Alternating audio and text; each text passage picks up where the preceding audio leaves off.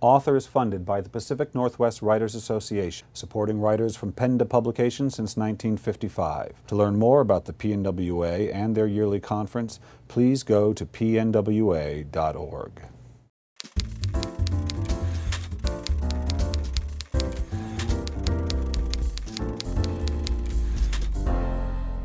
Hi, this is Bill Kenower of Author Magazine, and today I'm at the University Bookstore in Seattle, Washington with Nick Bantock, author of The Ferris Gate. Nick, welcome to Author.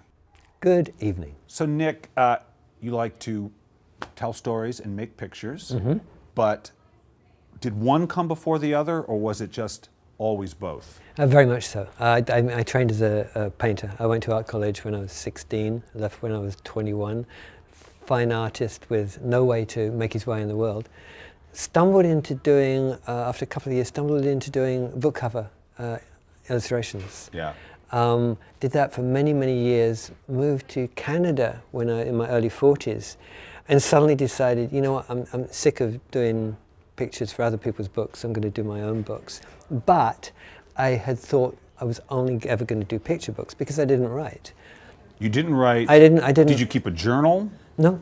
I just. Did you write letters? When I was younger, a few, but I was not a writer. I definitely was not a writer. And in fact, when I did the first Griffin and Sabine book, I created the dummy as a piece of self-indulgence, and the writing that I did in there was more of an indication of where it might go.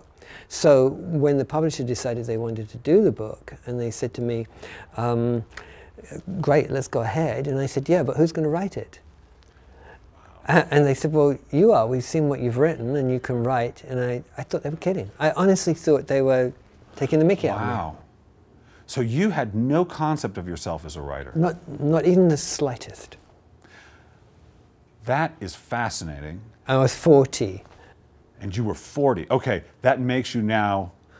I've interviewed hundreds of writers. The average age is 9. Right. But they know they want to write, but it makes you the oldest. But you knew, I bet you knew you liked to make pictures pretty early on. Oh, the picture-making universe was my means of self-expression.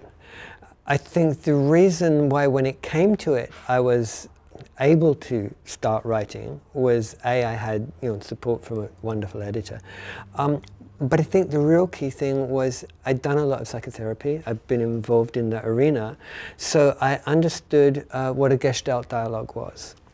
So I realized really early on that if I was going to have Griffin and Sabine talking to each other, then they were essentially parts of me. So I actually had to divide them out. Yeah. So I had separate chairs for them. They had their own pens. They had their own way of writing. writing. You mean in your workroom? Yes.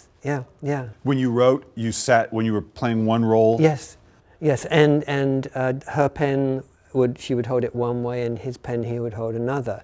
And the whole idea of a Gestalt dialogue is that one person speaks and the other one doesn't interfere. So because the book was really, as I say, initially a piece of self-indulgence, it was about discovering my own internal mythology and just simply laying that down on the page. No one, not even the publisher, remotely expected that when it came out that it would have a resonance that was, phenomenal. One thing I was thinking about as I was mulling over this interview was that your artwork has got a lot of stuff in it. You've got this, your love of stamps and just objects. There's just an awareness of objects in the art itself. And the world of visual art is physical. My wife's a painter and a writer, and so you can touch the paint. But the world of writing, you can't ever really touch the thing you've created. No, it's ephemeral. It's totally ephemeral. Yeah. So what do you think about those? How do you, I don't want to say deal with those, but what do you think about those two different approaches to creation? Well, it helps that I tend to start books in the middle, and because the words suggest images and the images suggest words, so I'm working with both at the same time. Most of the large publishers want you, if you're doing a book that has words and images, to create all the words and then add the images afterwards, because it works with their structure. But for someone like me, it can't work that way. It just doesn't make any sense to my process. So the other thing really I think that's important is letting go on the notion that you know what you're doing. Very good. Because if you think, oh, well, this is where I'm starting, this is where I'm ending, Right. and this is how I'm going to get there, what you end up with is something that's prescribed. But García Lorca talked about duende, and whether it be the guitar players or the flamenco dancers who would bring the passion up through them. And I think when you commit yourself to your art, you put in your 10,000 hours plus to become good at what you do, then you give yourself over to simply see what comes through you. And so you can then stand back and watch it as it comes out. I mean, that can sound a bit new agey, but it's not. No, it's functional. It's absolutely functional. It's the way it works. Yeah. It's like the physics of creativity. Yes. And so then you don't, it's not about the ego. No. It's about just being in awe of the process. Yeah. You know, there's a great story. I read a great story about you, about how the idea for Griffin and Sabine came to you. And it was just, do you mind telling? Yeah, sure. I used to live on a small island, and one day I went down to the local post office, and they had silver boxes where I get my mail out, and usually they'd sort of junk and bills and things. And we were pretty damn poor. And so the last thing I did was want to see the next bill. But the guy next to me was taking out this really gorgeous letter in an overseas envelope. And I was out and out envious. And I'm walking up the hill afterwards going, oh, I don't know, mumbling away. And I start to think about the possibility of writing to myself. But I've done a lot of therapy, as I said, so it's like, no, I'm not going down that path. But I thought, well, maybe I could actually have two people writing to each other. So I started to envision the idea, what would the perfect correspondence be? For someone like me, it certainly would have to include imagery.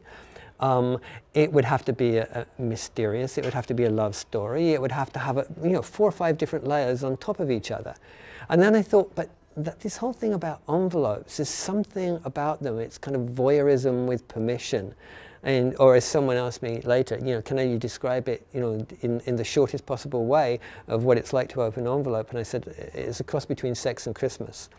and I think it always was for me. Yeah. The process of revealing, what was on each page was the excitement. So by the time I got to the top of the hill, I thought, okay, I'm going to do this for myself, just for myself. And it wasn't about 3 or 4 months later, after I'd actually created the dummy, and I was down in San Francisco seeing Chronicle books about 3 other ideas. But I'd got that in my bag because I was going to show a friend. And as I was putting the stuff back in my bag, she spotted it, the editor, and said, "What's that?" And I said, "It's nothing." And she reached down to get it, and I actually tried to stop her looking at a book that 2 years later would be top of the bestseller list. It's an insane story. But how has that experience, aside from the money and exposure and all that, but having the thing that you didn't even want to show her, that was just an indulgence, that was just for you, open up this whole new, and it has got to have changed your view of life a little bit, right? Yeah, certainly I trust synchronicity a lot more. Yeah. I think just being... people talk about, the reward of being successful. Yeah. Yeah, it's nothing. It's like, you get money so you can feed the family, and that's really, really wonderful. The real thing is it opens doors. So you waste so much time as an artist or a musician or trying to convince somebody to actually go with your idea. And when you've had a success, then you can ring people up and they'll say, sure, we'd love to. And that saves all the wasted time, so the energy goes into the creative. Right. Yeah, what I heard in my head when I heard that story, and I love that story, and I collect these stories, but what I heard was, don't try so hard. You don't need to try, maybe you don't need to try so hard, because artists try hard a lot of the time. Yeah. All the artists, Yeah, and again, I think that comes back to you try hard because you think there's a specific goal. Yeah. But it's not. It's actually about loosening yourself up. And in fact, we were talking the other night about giving yourself the permission so that each day you go to the place where you create, whether it's your studio or your desk or whatever, but you don't say beforehand, this is what I'm going to work on. Just because what you finished on last night, you don't have to pick it up. The place to go is a place where you have energy, where you have enthusiasm, where you have curiosity and a pursuit of wisdom. So I'll be working on a number of different things, drawings, paintings, pieces of writing. I've got, you know, like now I've got 7 different books on the go. I have no idea which one's going to move forward next, but it's so that I have this option to move with what just feels right in the moment. Well, Nick, I've got one more question for you. And what I'd like you to do is finish this sentence for me. Although in many ways you've been answering it and answering it, but I want you to do it anyway. Take one more time. Okay, sure. If writing has taught me anything, it's taught me what? If writing has taught me anything, I think it's to trust that I'm not the one in control, but I am the servant to the master.